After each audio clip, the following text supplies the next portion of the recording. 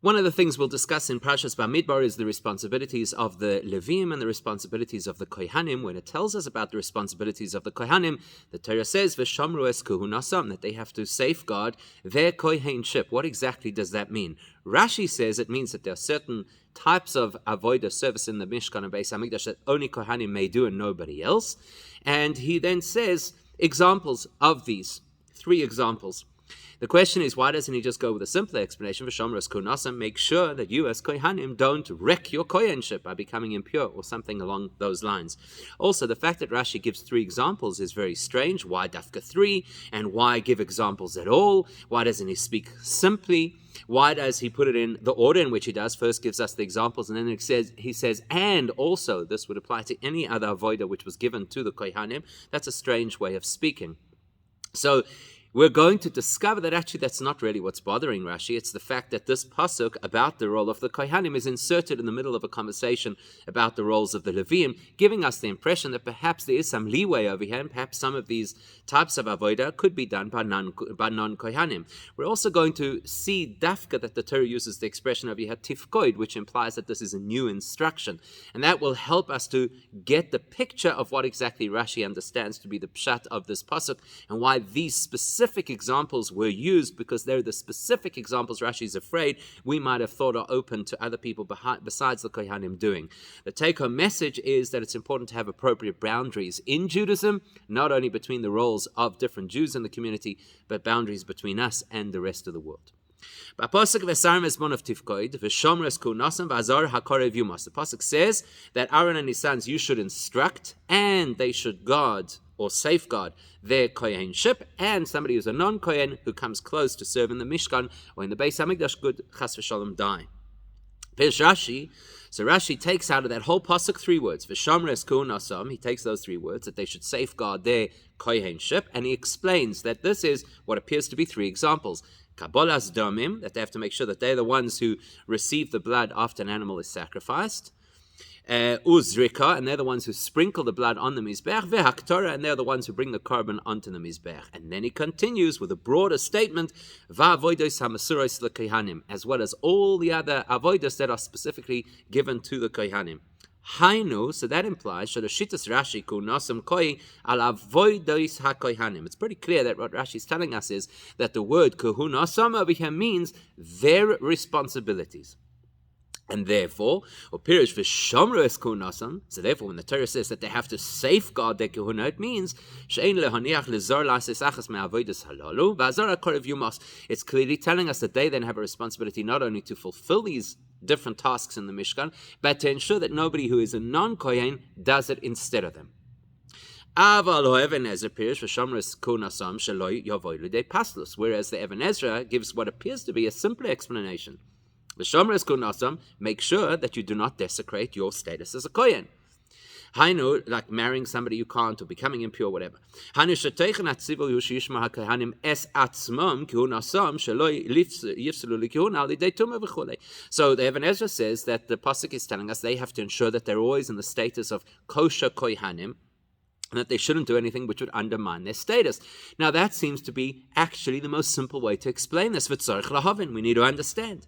Minole leRashi the forish tevas kunasam sheloi kipshuto hakahuna atzma kipirish Even Ezra el avodos hamasuros lekohanim. So we have to wonder what prompted Rashi to translate over here the word kuhunasam differently to what would seem to be the most obvious. Kuhunasam, if you hadn't read any interpretation, you probably would have assumed it's the Torah telling us, Kohanim, make sure that you preserve your kohenhood. Rashi's changing that, and he says, actually it means, be careful that you ensure that the tasks you are supposed to fulfill are done by you and not by anybody else. How does he get that? Now, you might think that that's because later on in the pasuk it says v'hazara korev yuma, so the pasuk is already speaking about the possibility of a non-kohen performing avodah in the Beis Hamikdash. But you'll see from the wording of Rashi that clearly isn't what Rashi intended. So parenthetically, don't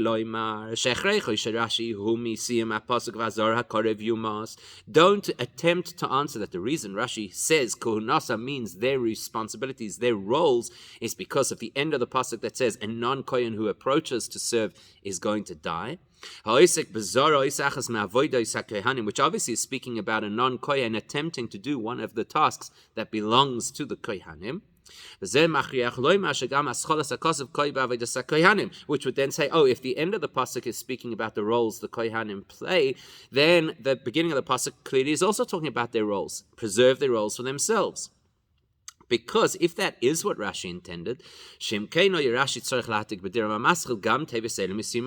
well, then Rashi should have included Vahazara Korev Yumas as part of his title. Remember, one of the rules of Rashi is he always places in the heading what it is that he intends to speak about.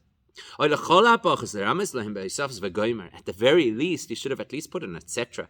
to allude to the fact that there's more in the pasuk which is relevant to our conversation. He does neither. He makes absolutely no hint at the fact that the end of the pasuk is relevant to this discussion. So that implies that Rashi doesn't believe it is relevant to this part of the discussion. And the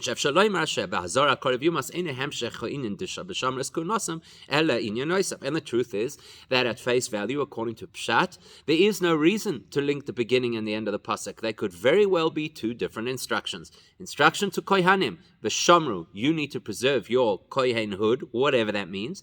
Separate instruction, if you're not a Kohen, don't mix in. So, why does Rashi want to change from what would appear to be the most obvious translation of kuhunasam as their status, and instead say kuhunasam means their tasks, their roles in the Beis HaMikdash? We also need to understand, once we're discussing the heading of Rashi and why he leaves out those words, because Rashi only includes in his headline the word or words that he needs to interpret. Surely over here the only word he needs to interpret is kuhunasam. So, madua hetek Rashi b'divra maschil gamas hatevis v'shamru es. Why did Rashi include in his heading those additional words, v'shamru es? Why doesn't he just bring the word he wants to explain, kuhunasam? So, on the one hand, it seems that Rashi has deliberately left off part of the pasuk as if to say that's not relevant to this conversation. On the other hand, he's inserted words which we don't see having a direct connection to what he's explaining, the meaning of the word kuhunasa. So, it would appear then that what Rashi is doing for us is he wants to give us examples. At first glance, you look at Rashi and you think shekabalas domim, ozrika, v'hakdara, hein dugmois proteis la'avodas hamasuros l'kehanim. It would appear that the fact that Rashi said specifically receiving the blood, sprinkling the blood, and bringing the animal onto the mizbeach, that would seem to be that Rashi is giving us examples. These are examples of the kind of thing that only a kohen may do and nobody else. Except that will raise three questions for us. Firstly, the first question actually has three parts to it. Question number one is, if Rashi's goal is to say that there are certain avodos that only a kohen may do, why give us so much detail? Why does he have to bring any examples? Rashi could have just said the last part of his statement. Any avodah which has been handed to the kohanim is an avodah that only a kohen may do. Why give examples? Now, you might say, I know why he gave these examples, because there are other avodas that happen before that may be done by a non-kohen, like shechting an animal. You could have somebody who's a non-kohen shecht an animal, and Rashi wants to tell us it's only after receiving the blood and on that it's kohanim only. Well, then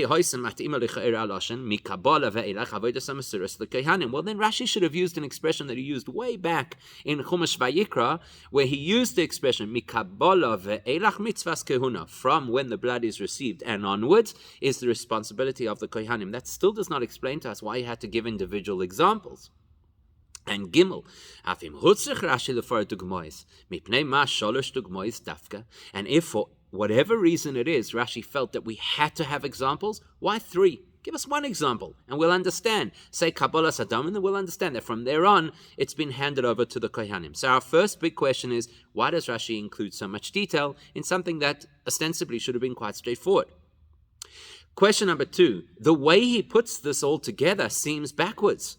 Beis Haseder berashi shetchila hevias hadugmois v'achar kach kosa v'avodas hamasuros lekohanim. It's weird. He gives 3 examples, and then he says what appears to be the overarching concept: any avodah which is the responsibility of the kohanim is for kohanim only. Logic says that it should have been presented in the opposite order.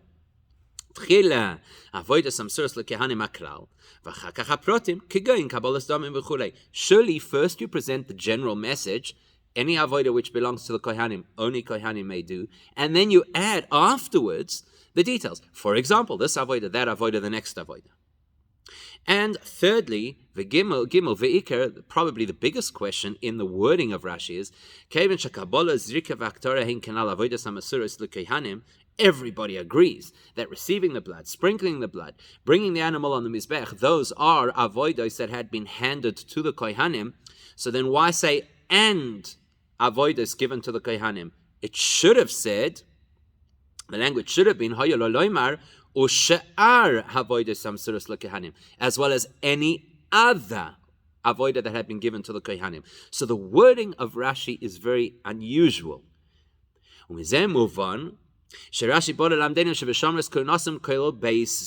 So therefore, scrap the idea that we originally had, that Rashi is using examples in order to illustrate a general point that work of the kohanim is for kohanim only.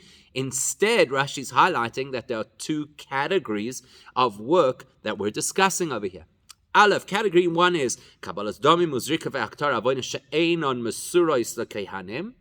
The first category is receiving, sprinkling the blood, and putting the animal on the mizbech, which were not, for whatever reason, which we'll see later in the Sikha, were not only given to the kohanim, and then beis v'sug sheni avodas hamasuros lekohanim, and then there's a second category, avodah, which was given specifically and uniquely, exclusively to the kohanim. Now, when you read it this way, you're going to have even bigger questions. V'tamua, that sounds incredibly strange for 2 reasons. Aleph, Kfar Pirish Rashi be'atzmai bereish Parshas Vayikra. Rashi has already told us clearly at the beginning of Parshas Vayikra that mikabola ve'elach mitzvahs kehuna. From when they receive the blood, everything after that is 100% the role and responsibility of kohanim. V'im kein, eich yitochen loimer shekabolas dami muzika v'aktara einon min ha'avodos hamasuros lekohanim. How can you possibly suggest that Rashi feels that those 3 key elements, which definitely have to be done by kohanim, are not avodos given to the kohanim? Why would he say something like that? Beis,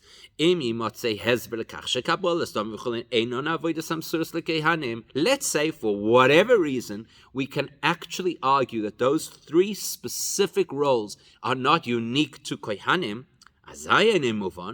well, then it really makes no sense. Then how did Rashi know that these are in fact things that V'shamru, the Kohanim, have to safeguard to make sure only they do and doesn't get handed to anybody else? Make up your mind. Either these are avodas hamasuros lekohanim, in which case you didn't actually have to tell me because I know it from before, or they're not avodas hamasuros lekohanim, in which case why is Rashi so absolutely sure that only a Kohen may do them? Something doesn't seem right here. So the reason that, or the explanation behind all of this is as follows. As I mentioned earlier, it has to do with context. The unusual thing about this pasuk is where it is. And the unusual thing about this pasuk is the word that is used, tifkoit. So what does that mean?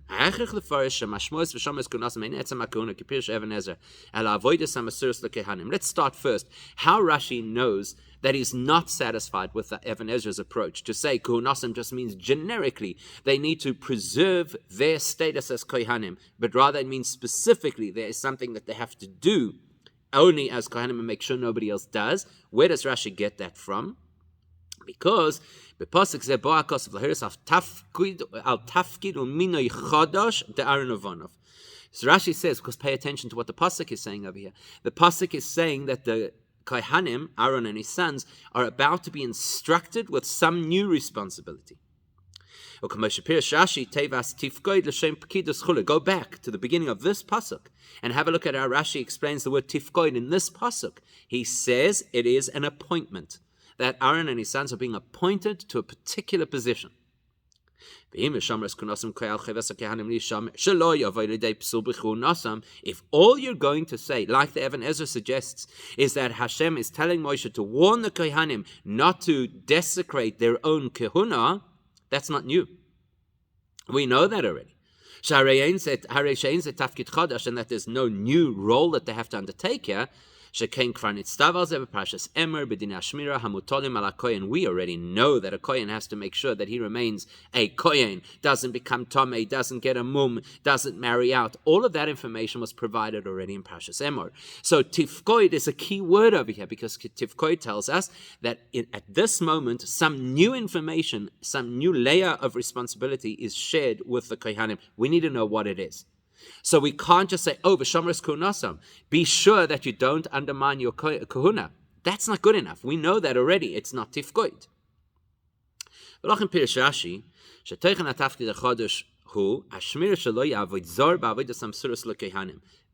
Rashi says, from the word tifkoid, we are alerted to the fact that the Kohanim are now given new information, that they have to ensure that any person who is not a Kohen does not step into any of their roles. In other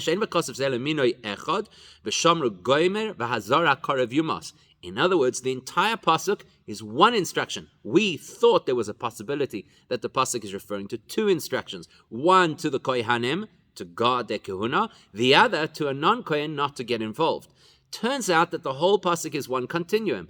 Kohanim make sure that only you do your avodah and that no non-Kohen gets involved. Now we understand why Rashi's headline was not just the word kuhnasam. We thought that all Rashi needed to do was to define what kuhnasam means, but it's not correct. Rashi needs to show us that they're being given a new instruction, and that new instruction relates to the word kuhnasam, which is why kuhnasam cannot just simply mean be sure that you stay as healthy kohanim. So therefore, he adds the words v'shamru es into the headline to teach us shehein l'shoin tzivoy al minoi, because v'shamru es is an instruction and an appointment. The reason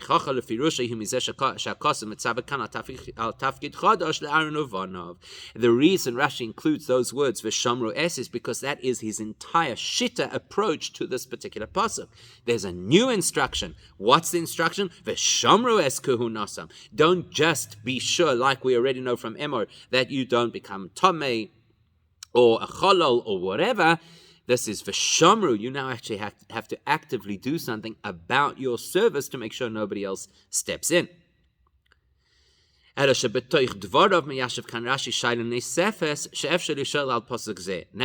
Rashi wants to do is not only address what the specific new information that Aaron and his sons were given, but Rashi also wants to tackle a bigger question or an additional question that affects the entire context of this section. Rashi's bothered by the fact that prior to this pasuk and following this pasuk, the Torah speaks about the Leviim, their role and their appointment. So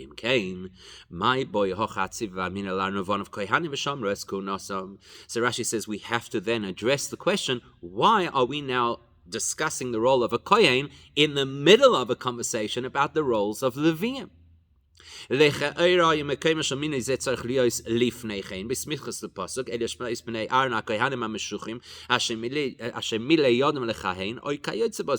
Rashi says there are other places where this pasuk would have fit better. For example, earlier in the parasha, when we identify who the Kohanim are, that'd be a great time to say, and this is what they do.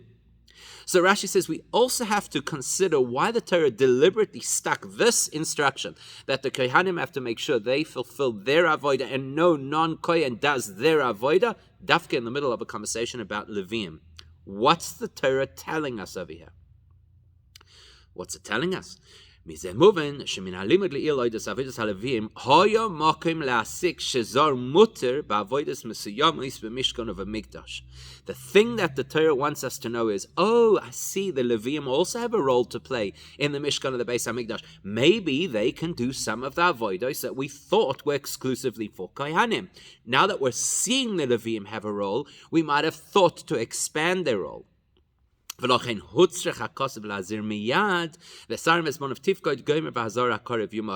immediately the Torah has to tackle that and say, don't think that now that we're giving Levim a role in the Mishkan, it means that they can take any of the roles of the Kohanim. No, we'll clarify that right now. V'shomres ku'nasam. Only Aaron and his sons and their descendants can fulfill the roles of Kohanim in the Mishkan. Now, why would you have thought that the Levim might be able to do some of these roles? And why do we have to be told this? So let's take it a little deeper. Earlier on, we were told that the overriding responsibility that the Levium have is effectively to represent the Jewish nation in the Beis HaMikdash, at that time in the Mishkan. So Pirush Rashi already told us on that pasuk that they have Mishmeres B'nai Yisrael, they have this representation of the Jewish people. He says, Shekulon ayu skukin etzorcha mikdash, that technically every single Jewish person is responsible to play a role in the Beis HaMikdash. It's just that the Leviim become their representatives on their behalf. But by rights, we all should be involved in running and participating in the avodas of the Beis HaMikdash, or at that time the Mishkan. Now that Rashi has illustrated to us that the Leviim represent us in the Beis HaMikdash, you could have then extrapolated that and thought that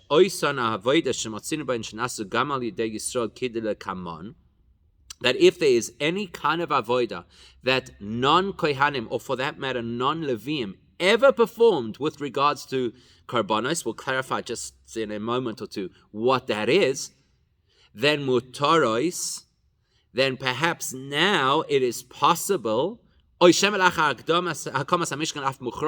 maybe more than possible, maybe it is required that the Levim should do those things. So, if an ordinary Jew could once upon a time have brought a korban, let's just say, and now there's a Mishkan, so now there are rules, and the Levim are supposed to represent the ordinary Jew, well, maybe the ordinary Jew thinks, I used to be able to bring a korban beforehand, now the Levi is my representative, he should bring the korban on my behalf. That's why we would have thought that maybe the Levim could take some of the roles of the Kohanim. And that's what the Torah has to clarify for us here. That's why Rashi didn't just say generically that anything which the Kohanim have to do, nobody else may do. He specified examples, because these are examples of the kind of thing you might have thought the Levim could actually do on your behalf. Namely, Kabbalas Damim, receiving the blood of a korban, uzrika, sprinkling the blood onto the mizbeach, ve'aktora, and sacrificing the animal. Why those things?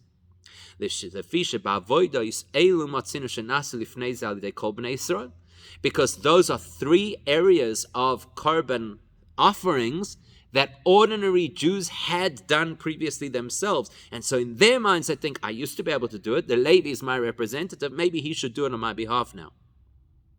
That's why now the person could think in their mind, the Levi as my representative should be doing those specific avodos in the Beis HaMikdash. And that's why the Torah immediately had to quell that suggestion and say, no, only a Kohen has to safeguard the role of the Kohen, so only a Kohen can do those avodos. Rashi doesn't stop there, even though that's really what he's addressing. While he's about it, he includes another category as well. And those avodas that were never given to anybody else, never in history did anybody else do them except for the Kohanim.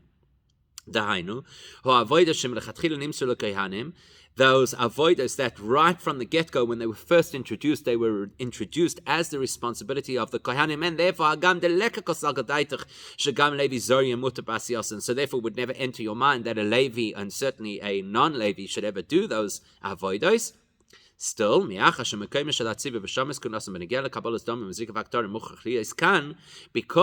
due to the nature of this section of the Torah, this is where we had to tackle the question of whether a Levi could do certain of these avodos.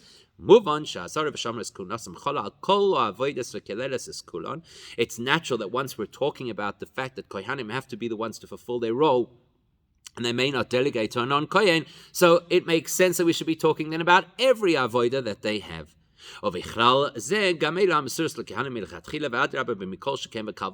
that would obviously include other avodos that were from the get-go specific and exclusive to Kohanim, and in fact it's only logical that that would be the case. So what's Rashi telling us over here? Seeing as the conversation is around Levim, and seeing as Levim represent the Jewish people, and seeing as the Jewish people at one point in their lives had done certain avodos, they might have then incorrectly thought that the Levim can now do those avodos on their behalf. The Torah has to tell us immediately that's not true. Kohanim are the only people who can do these avodas. Oh, and by the way, while we're about it, obviously you realize then that if there's an avodah that nobody else ever did before, and it's exclusively to Kohanim, it would be a terrible thing for somebody else then to try and take that role. So here's the question. Where do we have precedent that the Jewish people would have done those things? Kabbalas Damim, Zrika, and Aktara, that they would now think the Levim should represent them. Where do we have this incident, this time in history where Jewish people did those avodas? Which would have precipitated the thinking that actually I still have some rights to that particular role, and the Levi as my representative should now be doing it. In a meferish hadava b'pshuto shel mikra b'parashas boy, you do not have to look into any major intellectual shenanigans. It's clear, a pasuk or series of psukim in parashas boy. What happens in parashas boy? B'tziva amar b'korban Pesach b'Mitzrayim. Every single Jewish person, regardless of Kohen, Levi, or Yisrael, was instructed to bring a korban when the Yidden was still in Mitzrayim. It was called the korban Pesach. And what happened? Firstly, they had to take some of the blood and put it on the doorposts. Then they had to roast the lamb in a very specific way that was mandated by the Torah. Which shows us that the Jewish people were responsible for three things that are effectively three types of avodah later to be done in the Mishkan and Beis HaMikdash. Namely, Aleph, the first thing is the Torah says very clearly they had to take some of the blood. Rashi there tells us taking the blood means that they fulfilled the role of Kabbalas Damim, taking blood as you would from a korban in the Beis HaMikdash. Then then they had to place that blood onto the doorposts, which is a taste of placing the blood on the Mizbeach, so that is Zrika. And then Sli Eish came avodas haktorah al gabei eish hamizbeach, and the fact that the Torah mandated exactly how they had to burn and roast the animal, that emulates the idea of bringing an animal on the mizbeach. So in their minds, before there was a Mishkan and before there were the specific rules of the Mishkan, here was a korban that they all participated in those three areas: accepting the blood, placing the blood on its destined place of intended place of of placing it, and roasting the meat. So therefore, it was possible that they could have thought in their own mind that the Korban Pesach, through the course of the rest of history, which is obviously very similar to the original Pesach they made when they were still in Mitzrayim, which is why we learn many of the detailed laws of how the Korban Pesach works from Pesach Mitzrayim, matzah and maror, etc. As Rashi himself explains in Parashas Boy. So therefore, they would have thought, they would think, any thinking person would say, just like the original Korban Pesach was the purvey of every single Jewish person, every Korban Pesach through the whole of history is somehow personal. It's mine. It's my responsibility. And seeing as I'm not allowed in the Mishkan, but the Levim are my representatives, they should do those things for a Korban Pesach for me.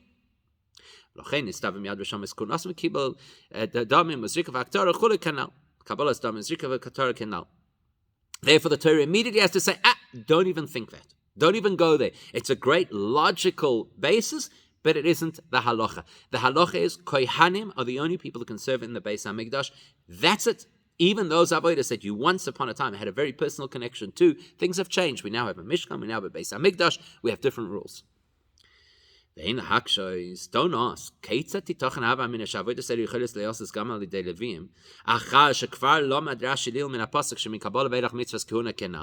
You'll say one second. You told me that in Parashas Vayikra, Rashi had already made it clear that from the time of receiving the blood, it's 100% in the realm of Kohanim. So why are we even thinking or imagining over here that there's a possibility that Levim should have to or be allowed to bring a korban or do some of the avodah of the korban on behalf of the Jewish people? Because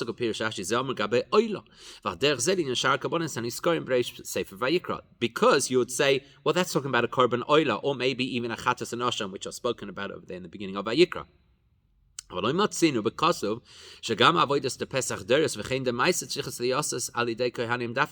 have any explicit pasuk anywhere up until this point that says the korban Pesach, or for that matter, Maisa Behema, which is often similar to the korban Pesach. We don't have any clear teaching that only a kohen may bring those korbanos. So you would have thought, you see, the Torah did not specify it, and I have a kesher personal connection to that avodah because I did it, and now the Levim represent me. They should be the ones to be bringing it. So therefore the Torah says, let's be clear about this. Avodas Kohanim belongs only to the Kohanim. That's a B'Shamras Kuhnasam. It's a new instruction. I cannot translate it just simply that we have to make sure Kohanim are respectful of their kahuna. Firstly, we already know they're from Emor. Secondly, this is a clear new instruction. What is the instruction? To make sure that the avodas that are done by Kohanim are only done by Kohanim, including those that we feel a personal connection to, and we feel that the Levim should be able to represent us. What's the lesson for us? It's a major kal v'chomer. What if the Torah, when dealing with different types of Jews, where all Jewish people fit into the category, as we'll read on Shavuos, of mamleches kohanim, we're all in a certain respect like kohanim. And yet, there is such a clear and obvious distinction between different types of Jews. Even those types of avodah in the Beis HaMikdash, which Jewish people, ordinary people, have a natural affinity to and connection to. They are the things that are being done in the Beis HaMikdash on their behalf. You're bringing the Korban Pesach on my behalf. And look how clear the Torah is. Don't mix, don't cross boundaries. Chas v'shalom, a person who doesn't belong in the Mishkan Beis HaMikdash goes there, it could be devastating. And so here's a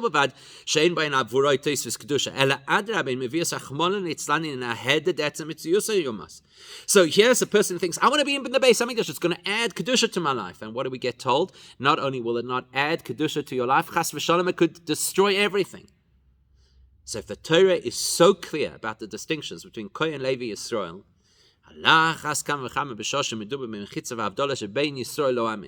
how much more clear does the distinction need to be between us and the nations of the world?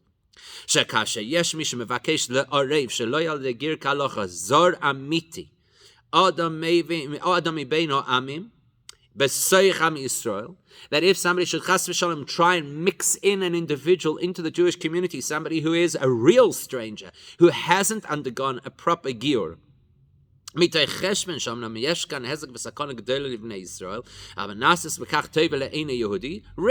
that, maybe it's going to put us into some kind of a danger, but will be good to them. As people often say, we need more Jews.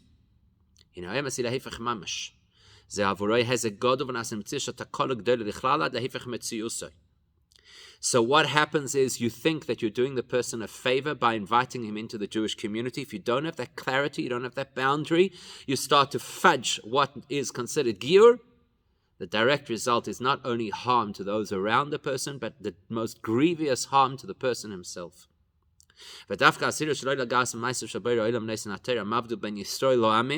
Dafka, when we do not interfere with the boundaries that the Creator of the world made,